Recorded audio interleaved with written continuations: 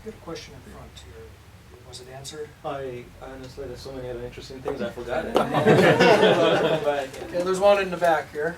I was wondering, just for the panel in general, if you all could talk about the role of production insurance.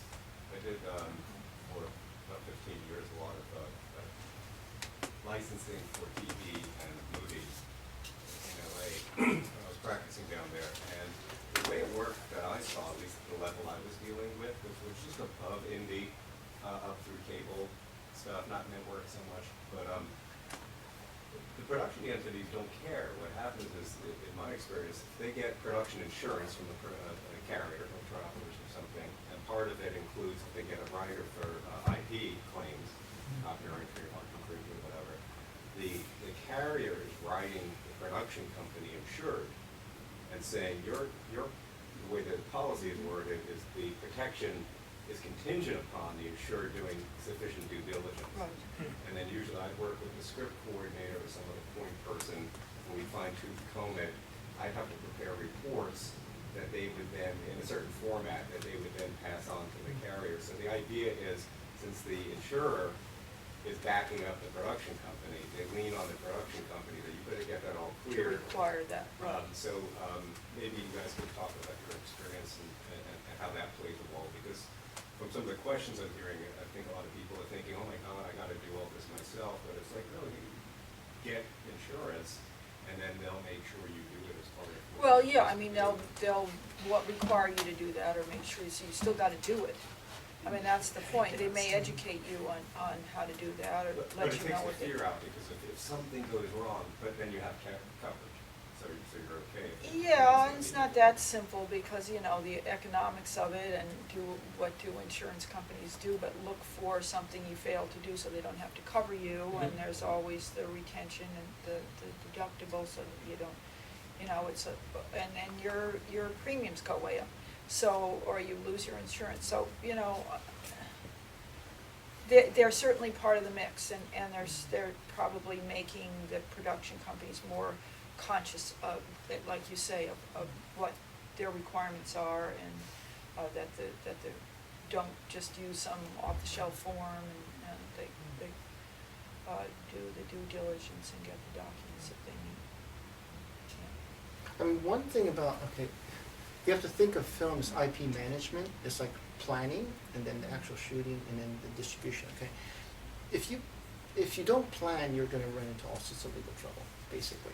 I mean, because you're gonna make all these mistakes and violate all these patents. So, in your pre-production, talk to an attorney, make sure, you know, everything you do is like, in carriers. And then, there's a lot of things that you can do in shooting to avoid legal problems, okay? I.e., why do you think Hollywood uses short focus all the time?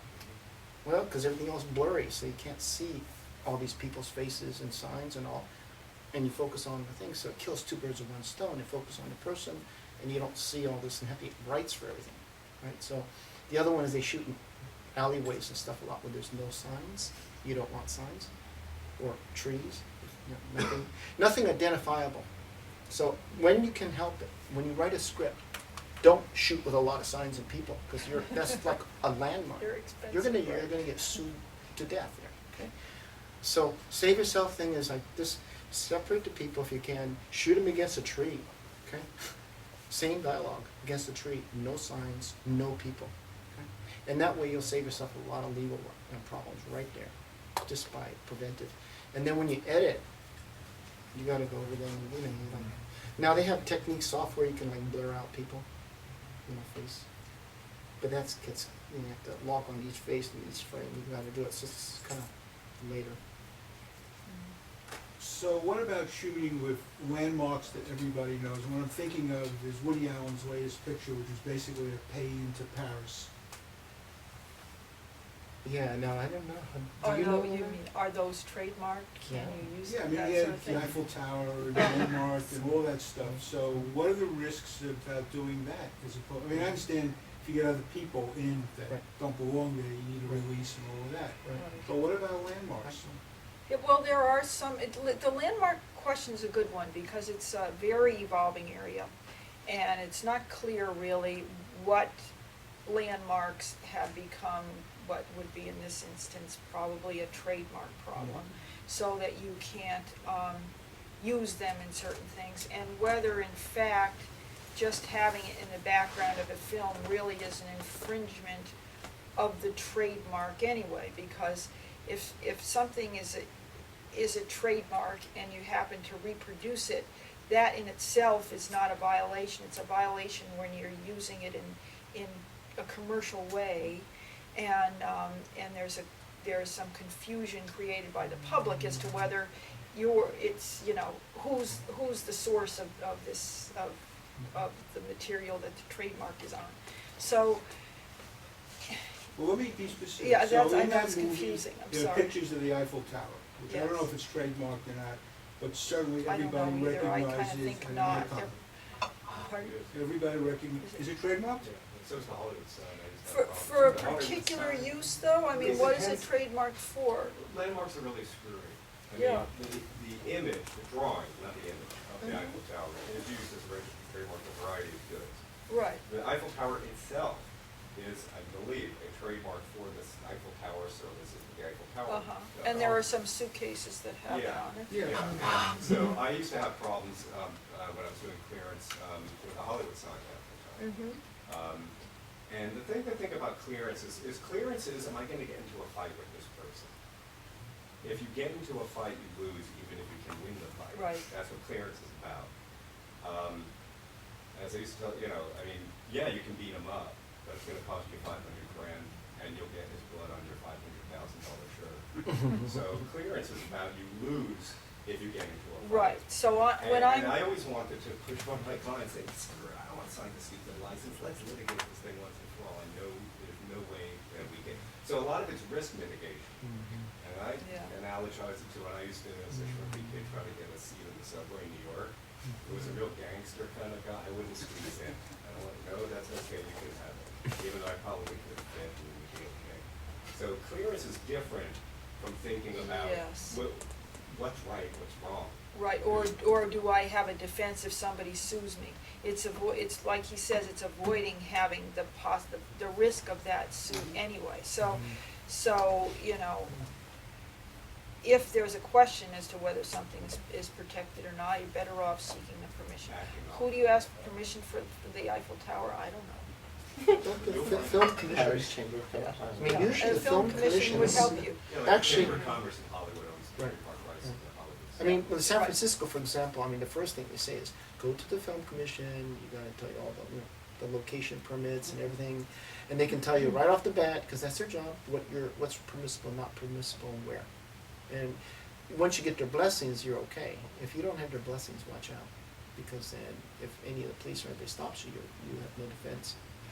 So most large cities will say have film commissions. Oh, most of them do, yeah, because they're trying to attract business, and that's what They their want to make jobs. it easy for you. But couldn't it be that even when the film commission says, yeah, it's fine, shoot against the Kite Tower, and then you shoot against the Kite Tower, and whoever owns the rights to the Kite Tower comes around and says, Yeah. okay, great, your movie's doing so well. The success of your movie is dependent on the fact that you shot against the Kite Tower, and then like, well, the film commission said, yeah, that was okay, and then well, the film commission like, yeah, well, we give you permission, but Well, I mean, what you can do, okay, to avoid that situation, is just do a pre-screening and invite the film commission to watch yeah. with your attorney, and you just sit down and go over it scene by scene, and then they flag everything before you release. Okay? My advice, always pre-screen with your attorney and film commission, because they actually want to see it, and they'll say, hey, that's like, you know, you maybe could have done this, or whatever. But you want to have them on your side, not against you, okay? Because as you said, you can't win a fight with the city or big companies. Don't try. And even with the screening, I mean, even, I'll tell you a story, early in my career, I'm not an entertainment lawyer, I'm a tax lawyer, but I worked with a firm in New York that represented one of the major studios, and since we're being filmed, I won't say which one. And they had produced a movie, it was a big, big hit, and it was mostly took place in Africa. And so during the movie, there was a fellow who went down to Brazil, and he recorded a bunch of birds chirping, and he sold it as a meditation type tape so people could listen to these jungle sounds and calm them down. And he went to see this movie, and he's sitting in a theater in Brazil, and he's listening to the background, jungle noises, and he says, wait a minute, sounds kind of familiar. he investigated, turned out they had used, his content, his background music. Now, Brazil, and like a lot of foreign countries, are not like the US. They enjoined, the exploitation and display of that motion picture until they went and settled with him. So imagine the leverage this guy had, because Brazil's a big market, and it was a big movie. And it was a big studio, so I'm sure they sat down with their lawyers, and nobody was sitting there listening to the sounds the birds were making in the background. Yeah, where did that come from? But just imagine the kinds of issues we're gonna have going forward now that the barriers to entry have been lowered. And there are a lot more players out in the market who don't have teams of experts to worry about trademark and fair use and all of these other things. I mean, you're talking about exploitation then, because, the big companies know they can beat you in court, they can keep you for 100 years. Yeah. Okay, and blacklist you basically forever if they want to, right?